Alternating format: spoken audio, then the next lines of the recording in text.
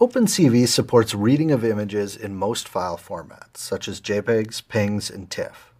Most image and video analysis requires converting images into grayscale first. This simplifies the image and reduces noise while allowing for improved analysis.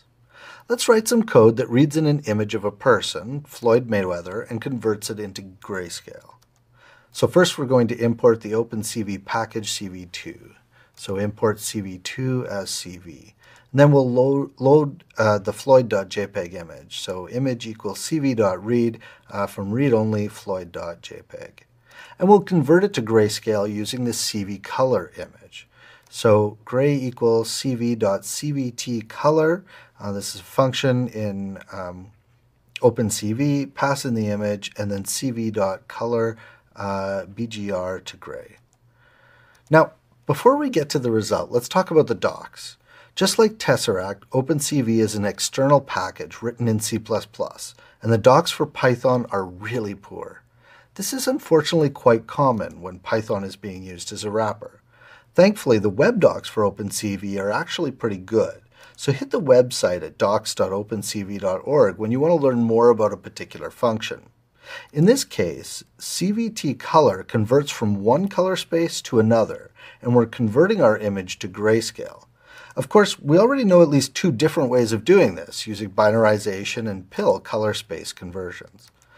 So let's inspect this object that has been returned. So import inspect, this is in the standard library, and inspect.getMRO, and then type of gray.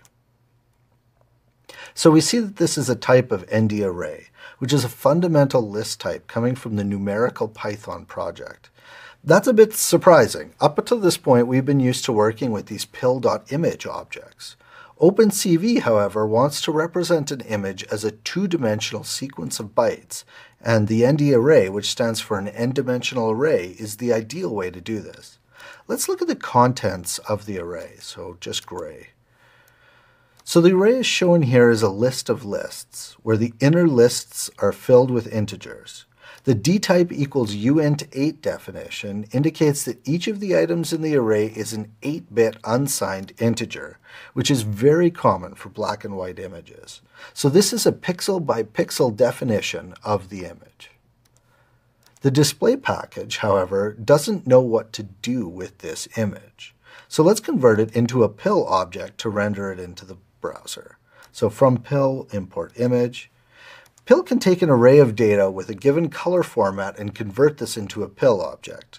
And this is perfect for our situation, as the PIL color mode, L, is just array of luminance values in unsigned integers.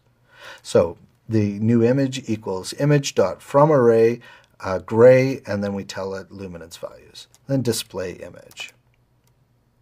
Let's talk a bit more about images for a minute. NumPy arrays are multidimensional. For instance, we can define an array in a single dimension. So import NumPy as MP, and then single dim equals mp.array, and we just pass into this a list of all of the integer values. In an image, this is analogous to a single row of 5 pixels, each in grayscale. But actually, all imaging libraries tend to expect at least 2 dimensions, a width and a height, and to show a matrix. So if we put the single dim inside of another array, this would be a 2-dimensional array with the equivalent of 1 element in the height direction and 5 in the width. So we can go double dim equals mp.array, and here we've just taken the single dimension array and put it inside another bracket. And so double dim. So this should look pretty familiar. It's a lot like the lists of lists we saw above. Let's see what this new 2-dimensional array looks like if we actually display it to the screen. So display, and then we have to convert to PIL, so image.fromArray. We pass in the double dim and say that it's a luminance, and this should display it to the screen. So that's pretty unexciting. It's just a little line. It's actually 5 pixels in a row, to be exact, of different levels of black. The NumPy library has a nice attribute called shape that allows us to see how many dimensions big an array is. The shape attribute returns a tuple that shows the height of the image by the width of the image. So double dim dot shape. Let's take a look at the shape of our initial image that we loaded into the image variable. So img.shape. This image has 3 dimensions. That's because it's got a width, a height, and what's called a color depth. In this case, the color is represented as an array of 3 values. Let's take a look at the color of the first pixel. So the first pixel is equal to image sub 0 on the width, sub 0 on the height. And so the first pixel. Here we see that the color value is provided in full RGB using an unsigned integer. This means that each color can have one of 256 different values, and that the total number of unique colors that can be represented by this data is 256 by 256 by 256, which is roughly 16 million colors. We call this 24-bit color, which is 8 plus 8 plus 8, 24. If you find yourself shopping for a television, you might notice that some expensive models are advertised as having 10-bit or even 12-bit panels. These are televisions where each of the red, green, and blue color channels are represented by 10 or 12 bits instead of 8.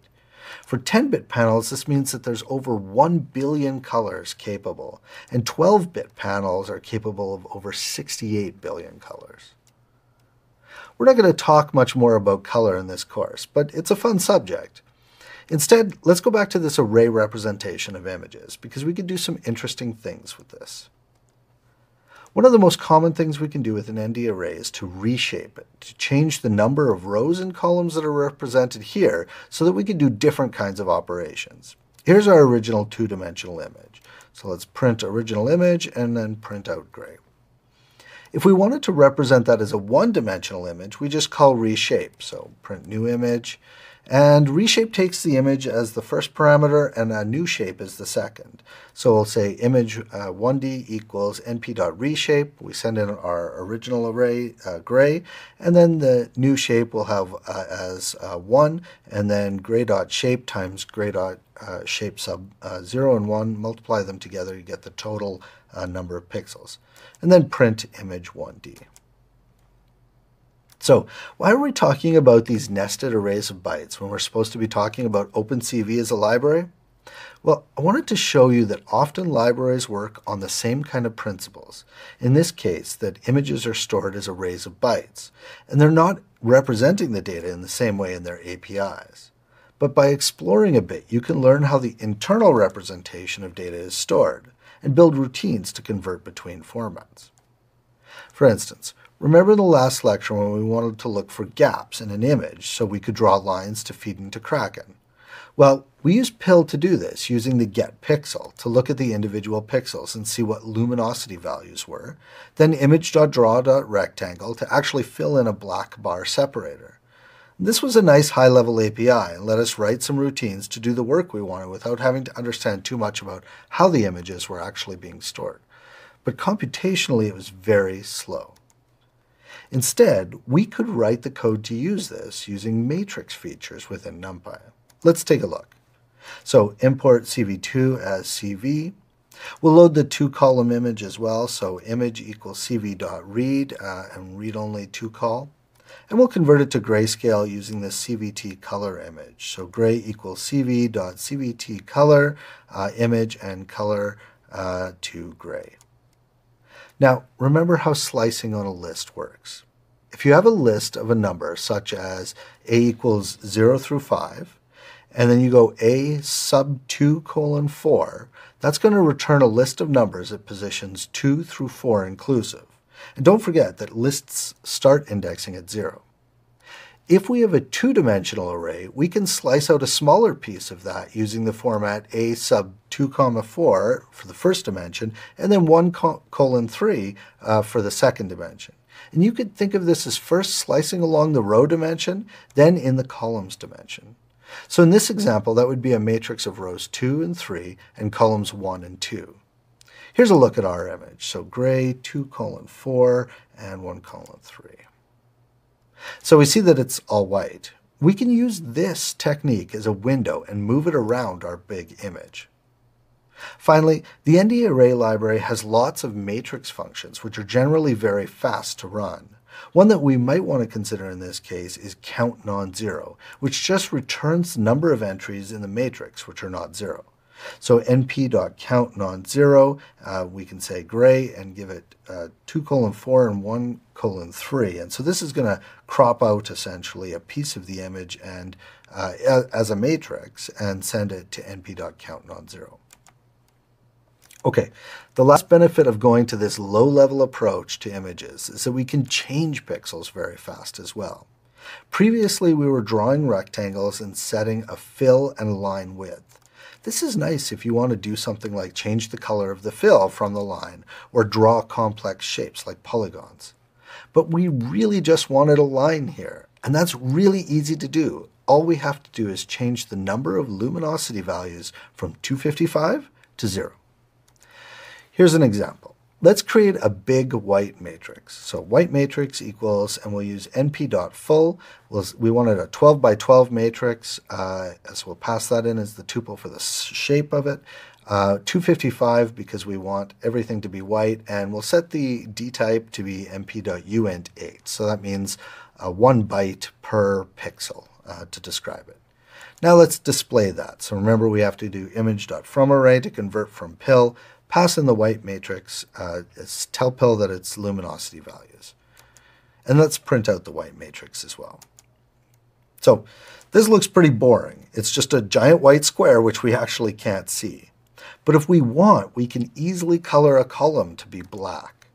So if we go white matrix sub, and here I just want all row values, so I just use a colon, comma 6, so I want the 6th, in this case the 7th column, and I want to set this to be np.full, and I just want to add in a matrix of 1:12 in shape with 0 that's also dtype int. And I want to display this to the screen, so image.fromArray white matrix, which now won't just be white, and then print out the white matrix.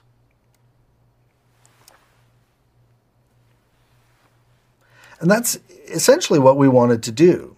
So why should we do it this way when it seems so much more low level? And really the answer is speed. This paradigm of using matrices to store and manipulate bytes of data for images is much closer to how low-level API and hardware developers think about storing files and bytes in memory. How much faster is this? Well, that's up to you to discover. There's an optional assignment for this week to convert our old code over into this new format, to compare both the readability and the speed of the two different approaches.